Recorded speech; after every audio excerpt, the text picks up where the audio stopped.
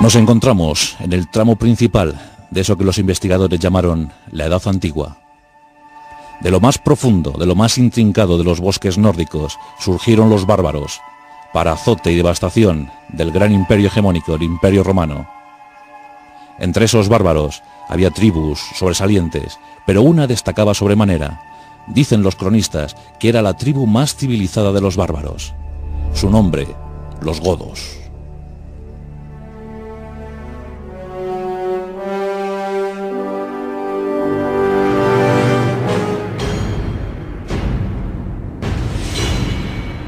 Los godos fueron fuertes, siempre abocados a la única causa de la supervivencia, nomadeando por buena parte del territorio europeo, siempre agrupados, siguiendo y cumpliendo con la ley, con la legislación clientelar germánica. Pléyades enormes, linajes tremendos, caudillos invictos, grandes jefes, seguidos por todas sus familias, por todos sus clanes, por todos sus hombres, se movían por el territorio europeo y el objetivo siempre era Roma. Había que atacar Roma. Había que devastarla, había que obligar a que el gigante romano hincara la rodilla. Los godos iban a la vanguardia de aquellas tropas, los godos iban en cabeza de aquella devastación. Es la historia de la humanidad, es la historia de sus gentes, es la historia de un pueblo increíble, un pueblo que tuvo que rapiñar, que tuvo que nomadear, que tuvo que guerrear, que vio morir a miles de sus hijos, pero que al final consiguió aferrarse a un reino, y a ese reino le llamó patria. Es la historia de los godos, y amigos, también es nuestra propia historia.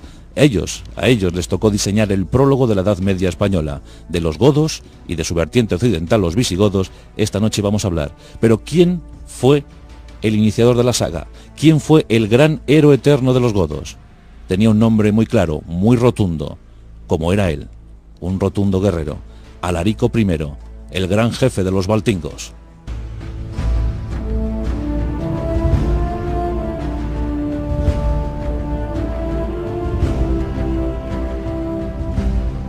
Posiblemente los godos saltaron de una isla sueca llamada Gotland.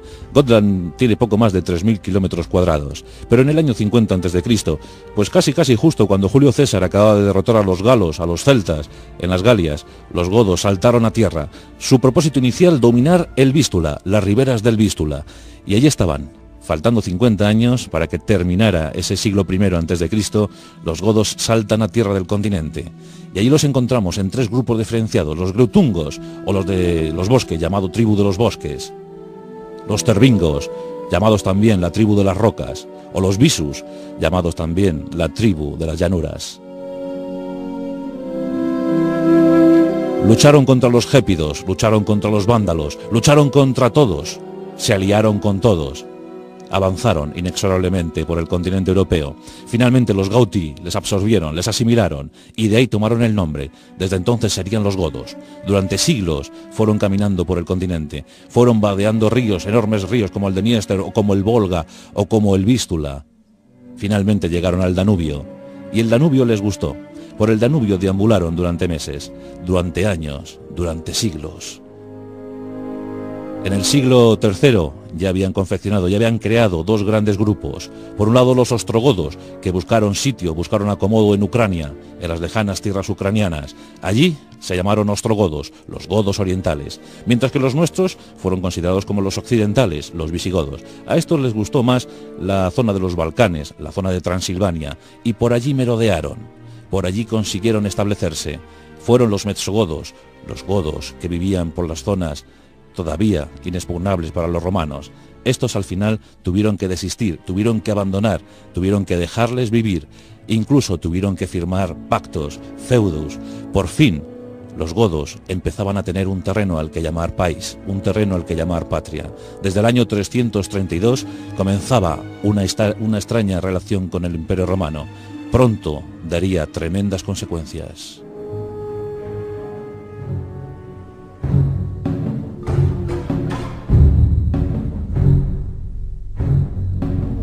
En el siglo IV de nuestra era, el Imperio Romano ya estaba haciendo todo lo necesario para caer, todo lo necesario para su declive. Las diferentes incursiones bárbaras comenzaban a hacer estragos. Roma pactaba con unos, luchaba con otros, se aliaba con el resto. Los visigodos, por civilizados, por condescendientes, por protocolarios, habían sido los llamados, los consolidados a establecer ese contacto con los romanos, y lo hicieron. Durante años, muchos generales visigodos fueron ocupando cargos en las legiones romanas. Algún visigodo llegó a ser magister militum, gran general de las legiones. Roma estaba muy necesitada de efectivos, de tropas auxiliares que la pudieran surtir de soldados en sus diferentes guerras, en sus diferentes fronteras. Pero con los godos la situación era rara, complicada, difícil. A veces se pactaba, a veces se luchaba en común, pero otras veces el desencuentro era inevitable. Era la época de la fracción, la época de la bipartición, la época en la que los orientales y los occidentales también aparecían en el seno de los romanos. Los visigodos estaban en contacto con el Imperio Romano de Oriente.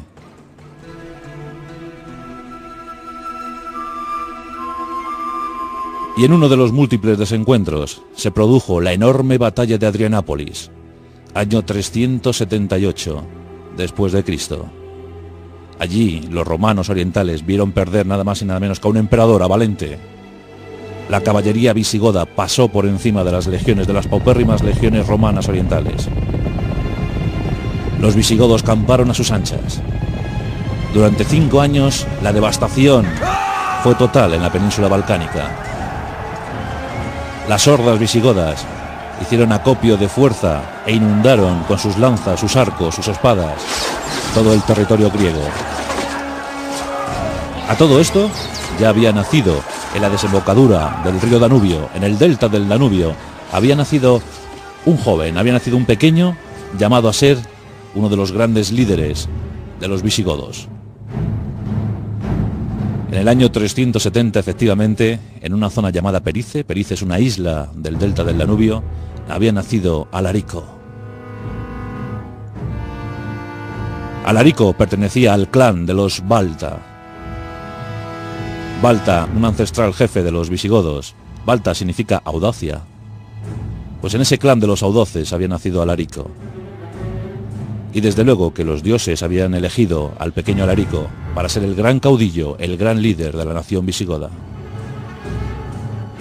Todo esto en un contexto terrible también para los propios bárbaros, porque desde las estepas más orientales llegaba el ímpetu de los jinetes hunos, esos jinetes temibles, esos jinetes que asolaban a su paso. También los bárbaros europeos sufrieron el azote de los hunos. En ese año 376 ya habían comenzado las primeras incursiones. Alarico vio cómo su pueblo combatía a los romanos y también intentaba frenar a los hunos.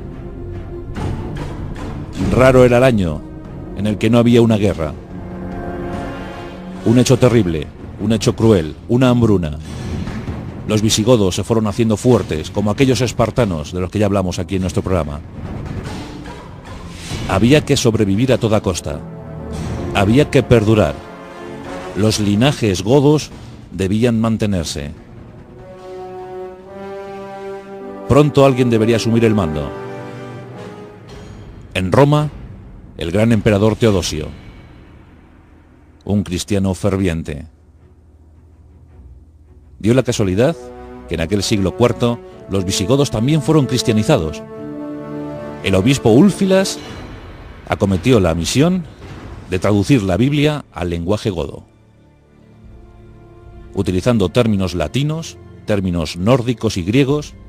Al final confeccionó una Biblia para los godos, y estos se aferraron a la fe. Eso sí, bajo una tendencia herética, el arrianismo. Los godos fueron arrianos, pero cristianos en definitiva. Y Teodosio no les hizo ascos. Comenzó a pactar con ellos. La situación era muy delicada para los romanos, demasiado delicada, había que pactar. Los visigodos eran fuertes, era un gran pueblo, un buen número de efectivos y además acostumbrados a luchar a la manera germánica. En aquellos tiempos, los nómadas de Europa dedicaban prácticamente el 25% de la población a la guerra. Es decir, si una gran tribu, como eran los suevos o eran los alanos, o eran los vándalos, tenía 200.000 habitantes, pues prácticamente 50.000 eran guerreros. 50.000 vivían para y por las armas, para y por la lucha. Y esto Teodosio lo sabía. Los visigodos eran tremendos y rotundos guerreros. Año 394. Alarico tiene 24 años tan solo. La imagen era espectacular. Alto, bello, bellísimo. Era un narciso de los godos. Pelo rubio, trenzado en barba y melena. Manejaba a la perfección la espada.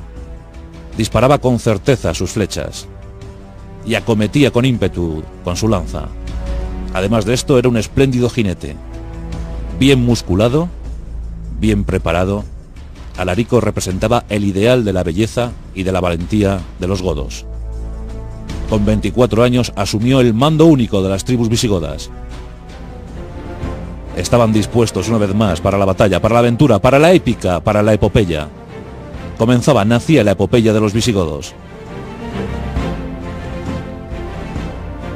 Pero surgieron una vez más los desencuentros y Roma se convirtió de nuevo en el enemigo. En el año 395, aquel líder jovencísimo, fue elevado a la categoría de rey, considerado por todos los investigadores como el primer gran rey, el primer gran caudillo de los visigodos, Alarico I. El año 395 es un año muy interesante porque es el año en el que se fractura definitivamente el Imperio Romano. Teodosio lo había intentado y lo había conseguido luchando contra algunos usurpadores en el 394, pero la unión de los dos imperios fue efímera y en enero del año 395 el Imperio Romano quedaba definitivamente fracturado en dos, el oriental y el occidental, y en medio de esos dos imperios, en medio de esos dos gigantes, Alarico y los suyos.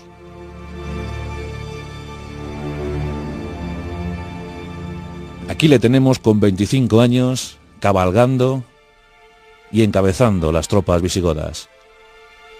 Consiguió acuerdos con unos y con otros, consiguió dinero de Roma para evitar sus ataques, sus rapeñas, sus incursiones. Alarico agrupó a los suyos, les entrenó, les dotó de armamento, el mejor armamento de la época, y todo eso a costa del erario público romano. No le querían como enemigo y le pagaron, pero él lo que utilizó ese dinero es para preparar a su pueblo, porque sabía que los avatares iban a ser muy intensos. Tras la muerte de Teodosio, el imperio había quedado dividido en dos, y Teodosio había dado en herencia estas dos partes de imperio a sus hijos, Arcadio en Oriente y Honorio en Occidente.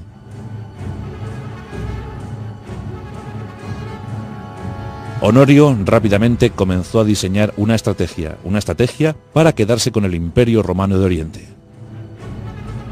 Y en esa estrategia estaban los visigodos. Honorio pactaría con los visigodos para ocupar Oriente.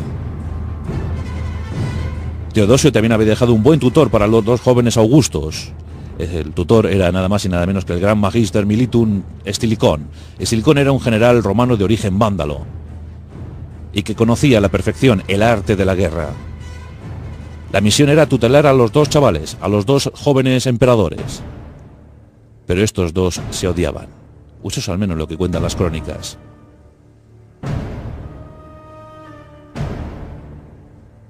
Tras múltiples desencuentros, llega de nuevo la oportunidad para Alarico.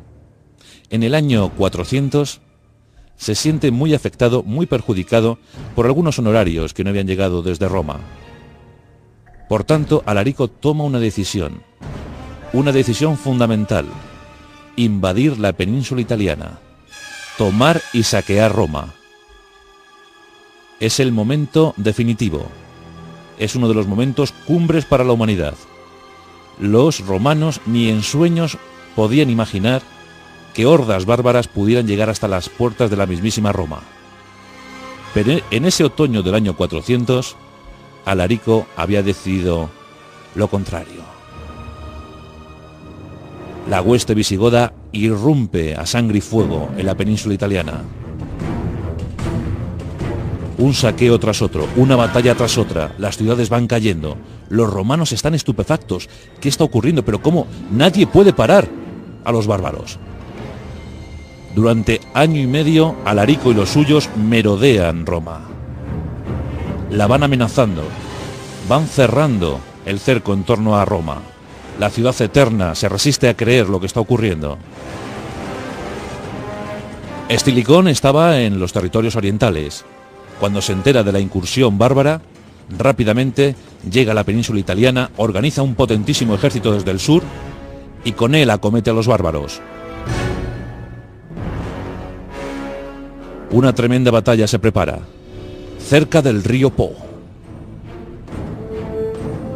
Los visigodos confiaban mucho en su ímpetu, en su caballería y en sus grandes guerreros. Pero los legionarios romanos todavía tenían mucha guerra que ofrecer. Llegado el momento, los legionarios arremetieron contra los visigodos. El choque fue brutal. La caballería visigoda se estrelló contra los escudos y las lanzas legionarias. Golpes, flechas, hachas, espadas, centenares de muertos sobre el campo de batalla, flechas de fuego, ira y fuego. Los legionarios batieron por completo a los visigodos. Fue una gran victoria para Roma.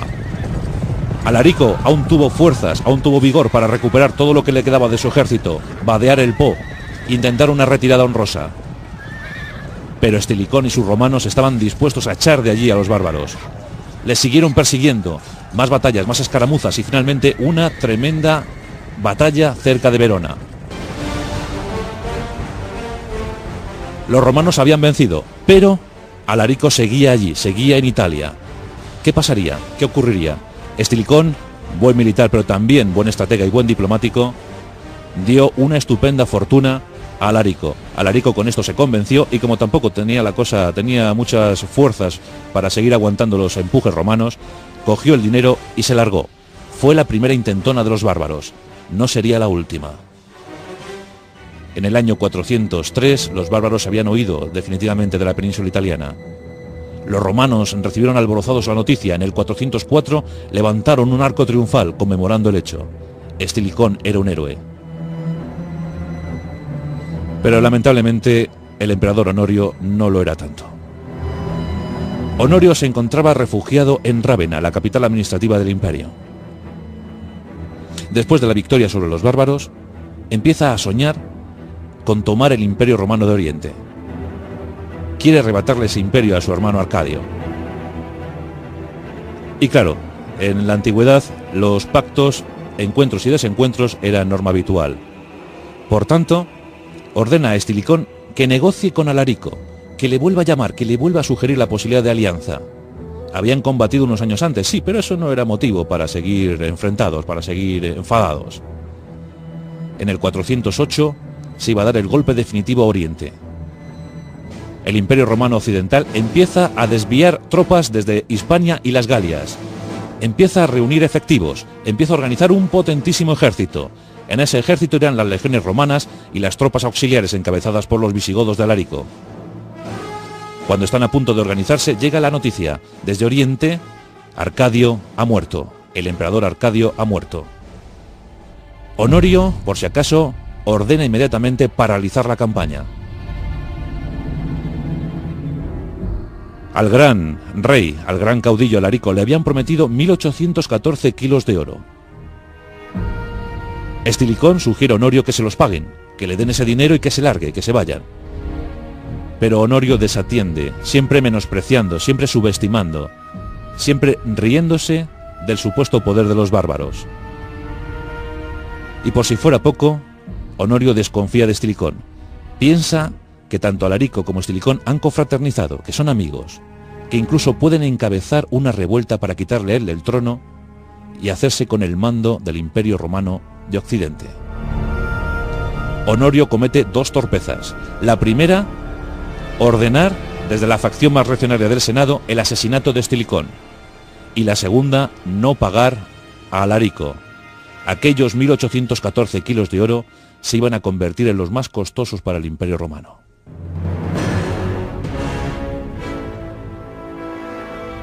Los soldados de Estilicón muy preocupados por la muerte de su jefe, deciden no rendir más tributo a Roma, y 30.000 de ellos se pasan al bando de Alarico. Alarico tiene ya un potente ejército, una potente horda, y ahora no va a cometer ningún error. Ya no hay ningún estilicón que le pare, no hay ningún estilicón que le frene. Por fin, los bárbaros, los visigodos, irrumpen ya para quedarse en Italia. Esta vez no hubo errores. En menos que canta un gallo, Alarico se había plantado ante las puertas de Roma. La había sometido a sitio y la quería rendir por hambre. Exige un tributo, exige un rescate para no asolar la ciudad eterna, la ciudad famélica, la ciudad atemorizada. Pide y le dan 5.000 libras de oro, 10.000 libras de plata, 4.000 libras de pimienta y 4.000 piezas de tela. Los romanos pagan. Alarico piensa en irse, ha conseguido un buen rescate y se acerca a Rávena para ver a Honorio. Honorio, escondidísimo, recibe a Alarico. Alarico lo único que pretendía es que le cedieran territorios, lo que es hoy la actual Austria, para establecerse allí con su pueblo. Él solo quería un reino, él solo quería una patria, pero Honorio vuelve a cometer el terrible desastre de menospreciar al visigodo. Alarico se siente humillado, sube a lomos de su caballo y vuelve con sus tropas. Honorio va a pagar muy caro haber despreciado así al rey de los visigodos. Año 410, en el verano del 410. Ese 24 de agosto del año 410 pasará a la historia. Nos encontramos con Alarico, muy embravecido, dispuesto a resolver una situación que ya venía intuyendo desde hace muchos años, porque cuenta la leyenda que una voz sobrenatural, Alarico decía demoníaca, esa voz demoníaca le decía: intraves in urben, entrarás en la ciudad. Él sabía que los demonios le obligaban a tomar Roma, había que desolar Roma. Había una idea muy extendida entre los cristianos, y es que tras la caída de Roma llegaría el fin del mundo. Sería el fin del mundo para todos, y Alarico estaba dispuesto a acelerar ese fin del mundo. Puerta Salaria, en el noroeste de la ciudad eterna. 24 de agosto, Alarico ordena a sus tropas tomar al asalto la ciudad de Roma. En esa madrugada, la horda de visigodos entra por la Puerta Salaria. Los romanos apenas pueden ofrecer resistencia. Las murallas van siendo asaltadas una tras otra. Los visigodos irrumpen en la ciudad. Alarico, amante de la belleza y sobre todo presuponiendo que podría ser el primer emperador de origen bárbaro, porque quería asumir el trono del poder de Roma, ordena a sus hombres no devastar ningún templo cristiano, así como ningún monumento emblemático de la ciudad. Durante 6 días, los visigodos se adueñan de Roma. Los saqueos, las torturas, las matanzas, la masacre, el fuego se adueña de Roma.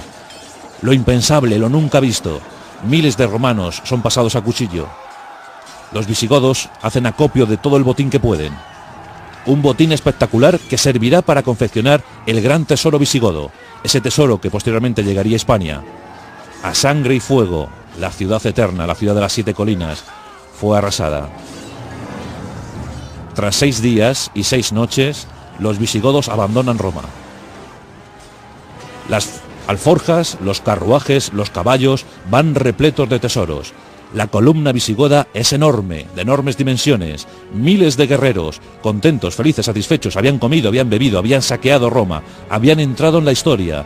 Con ellos miles de esclavos, la propia Gala Placibia, hermana de Honorio y de Arcadio, hija de Teodosio, iba como rehén de los visigodos. Alarico estaba estupendo, estaba espléndido, exultante, tenía 40 años y se creía el rey del mundo. Alarico quería mantener su dominio, quería ser el nuevo emperador romano, pero sabía perfectamente que para eso debía abastecer a sus tropas. Los graneros del imperio se encontraban en el norte de África. Alarico decide fletar una potente flota. Quiere poner muchas naves a disposición de los visigodos para que vayan al norte de África y que la tomen también al asalto. El imperio romano debería ser ya el imperio visigodo. La columna visigoda se dirige hacia la punta de bota de la península italiana. Pero lamentablemente los sueños de Alarico no se iban a poder conceder. La amenaza latente de tropas legioneras romanas que se estaban fortaleciendo en el norte de la península. Además, la flota visigoda, dispuesta al efecto de tomar el norte de África, había sido también hundida por tremendas tormentas. La empresa africana no se iba a poder realizar por el momento. Mientras tanto, Alarico va consolidando su poder, su hegemonía sobre el sur de Italia. Va tomando una ciudad tras otra, las devasta, las arrasa, las rapiña. Los visigodos parecen imparables, parecen invencibles. ¿Quién podrá detener al gran rey Alarico? Pues ni los legionarios, ni los dioses, ni nada por el estilo. Nos encontramos en la ciudad de Cosenza. Y en Cosenza se encuentra Alarico dispuesto a tomar la ciudad, como siempre, cuando la enfermedad se adueñó de él. La enfermedad, en forma de malaria, cobró pieza en la figura de Alarico.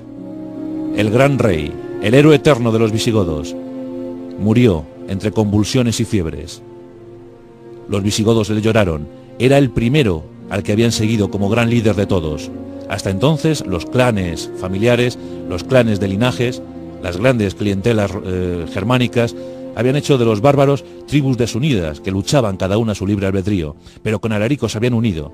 Con Alarico habían encontrado identidad, habían encontrado sentido a su vida nómada. ¿Cómo le despedirían sus hombres? En Cosenza había un río, el río Busento. Y los visigodos decidieron dar el último homenaje a su rey. Sabían perfectamente que el cadáver de Alarico sería pieza codiciada para los romanos. No podían ofrecer esa pieza. Tenían que esconder el secreto de Alarico. Y entonces fue cuando imaginaron algo sorprendente. Llevaban consigo pues miles de esclavos y vieron el río Busento. Y rápidamente los mejores generales de Alarico idearon un plan. Desviar el curso del Busento. Pusieron a trabajar a miles de esclavos, hasta que consiguieron un gran muro de contención. Con eso frenaron el avance de las aguas. En el lecho, cavaron una enorme y profunda fosa. Y allí, entre rezos mortuorios, entre cánticos, entre homenajes, depositaron el cuerpo de su gran rey Alarico, su héroe, su gran capitán. Junto a Alarico, el enorme tesoro, muchos tesoros. Cuando finalizaron el entierro, ordenaron derribar los muros de contención y las aguas del Busento volvieron a ocupar su cauce natural. Desde entonces la tumba de Alarico está perdida. Nadie sabe dónde está, nadie la encontró, nadie se atrevió a buscarla.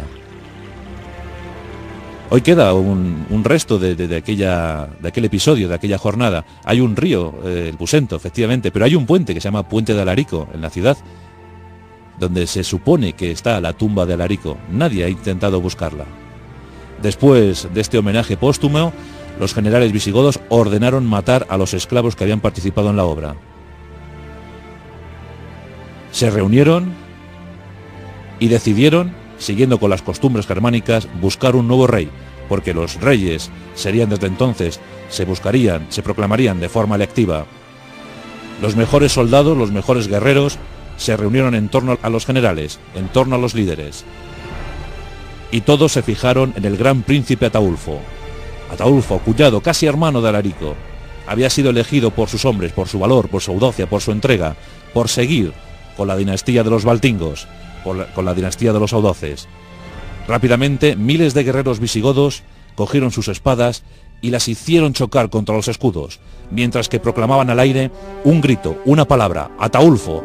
Ataulfo era el elegido, era el designado, era el nuevo rey de los visigodos. Ataulfo tenía una misión, la primera, fundamental. Sabía que su pueblo no estaba preparado para asumir las instituciones romanas, por tanto había que descartar el sueño de Alarico. Había que huir de Italia, había que buscar el reino en otro sitio. Pactó con los romanos y logró salir de Italia. El propósito era luchar en las Galias. Muchos generales de provincias, muchos generales romanos ansiaban el poder. Los visigodos de nuevo se convertían en aliados de los romanos a cambio de comida, de armas, de intendencia, y con ellos fue Ataulfo, y con ellos llegaron a las Galias. Allí montarían, allí crearían el reino de Tolosa. En el año 414, Ataulfo ponía pie en tierras de Hispania. Un gran rey, enamorado de Gala Placidia, una enorme historia que ya contaremos en otra ocasión. Después de Ataulfo, grandes reyes, algunos pérfidos como Sigerico, que acabó con la vida de Ataulfo, ordenando su muerte, pero otros muy valerosos como Balia, que luchó como federado de Roma, luchó en la península durante 2 años a sangre y fuego, con los suevos, con los vándalos, con los alanos. Consiguió vencerles, consiguió el reino tan ansiado para los visigodos. En el 418, por fin, los visigodos, las tribus visigodas, esos nómadas que desde hace 5 siglos buscaban un territorio al que llamar patria, lo encontraron. En el 418, con el gran rey Teodorico I, nacía el reino de Tolosa, y un tiempo muy feliz para ellos.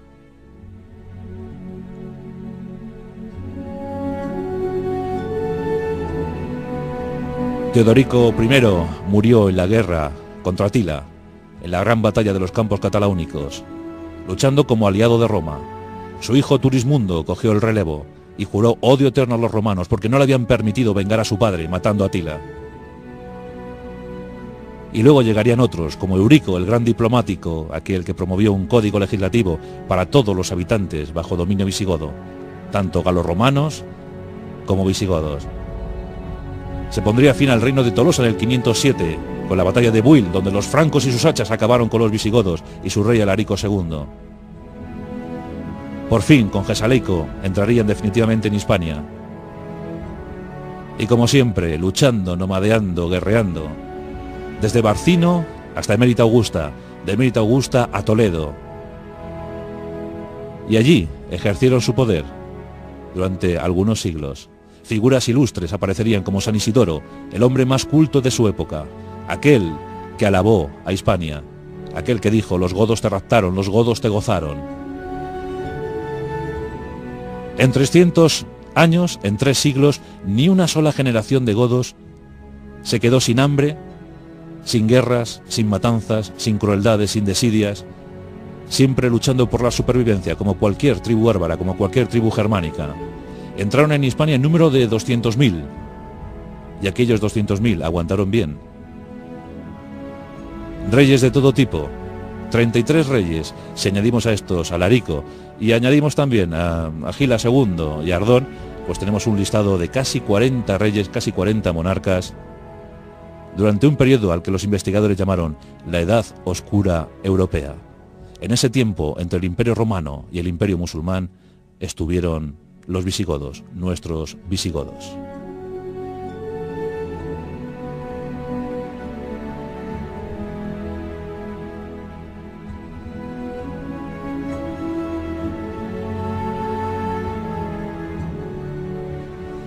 Y ya despedimos nuestro pasaje de la historia con esa imagen de Alarico, el iniciador de la saga de los Valtingos, la dinastía valtinga, que tanto tiene que ver con nosotros, con nuestra forma de entender la vida, con nuestra forma de luchar, con nuestro mestizaje. Esa imagen, ese hombre alto, rubio, de pelo trenzado en barba y melena, blandiendo una enorme espada con un escudo, su arco, y demostrando al mundo que cualquier imperio puede caer siempre que menosprecie a los que no considera. La historia, la aventura de los godos. La rosa de los vientos.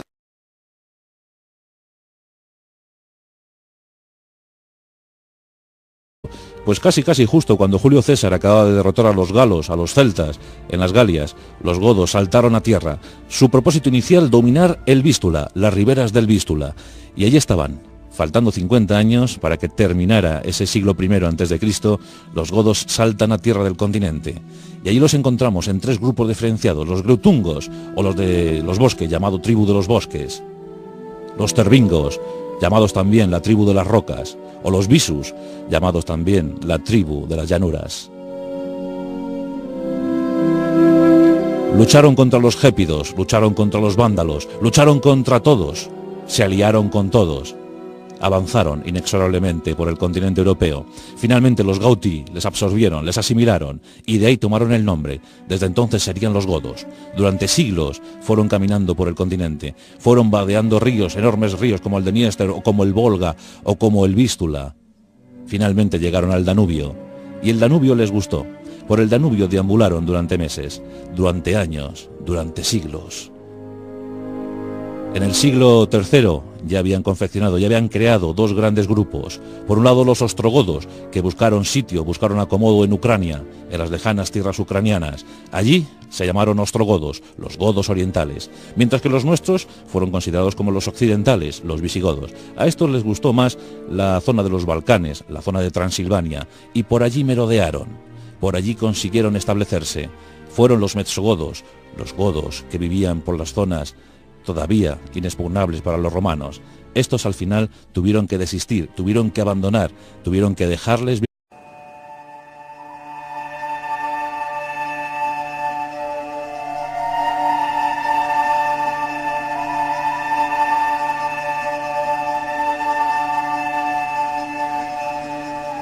Nos encontramos en el tramo principal de eso que los investigadores llamaron la Edad Antigua.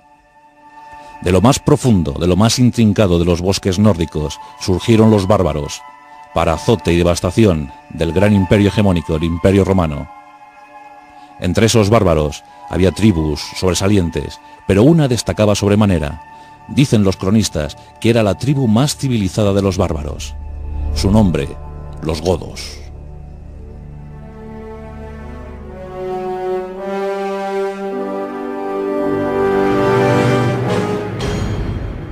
Que vio morir a miles de sus hijos, pero que al final consiguió aferrarse a un reino, y a ese reino le llamó patria. Es la historia de los godos, y amigos, también es nuestra propia historia. A ellos les tocó diseñar el prólogo de la Edad Media española. De los godos y de su vertiente occidental, los visigodos, esta noche vamos a hablar. Pero ¿quién fue el iniciador de la saga? ¿Quién fue el gran héroe eterno de los godos? Tenía un nombre muy claro, muy rotundo, como era él, un rotundo guerrero. Alarico I, el gran jefe de los valtingos.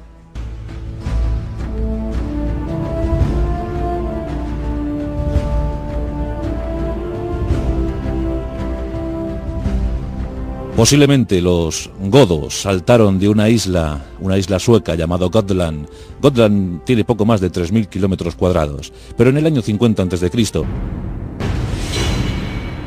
los godos fueron fuertes, siempre abocados a la única causa de la supervivencia, nomadeando por buena parte del territorio europeo, siempre agrupados, siguiendo y cumpliendo con la ley, con la legislación clientelar germánica. Pléyades enormes, linajes tremendos, caudillos invictos, grandes jefes, seguidos por todas sus familias, por todos sus clanes, por todos sus hombres, se movían por el territorio europeo y el objetivo siempre era Roma. Había que atacar Roma. Había que devastarla, había que obligar a que el gigante romano hincara la rodilla. Los godos iban a la vanguardia de aquellas tropas. Los godos iban en cabeza de aquella devastación. Es la historia de la humanidad, es la historia de sus gentes, es la historia de un pueblo increíble, un pueblo que tuvo que rapiñar, que tuvo que nomadear, que tuvo que guerrear,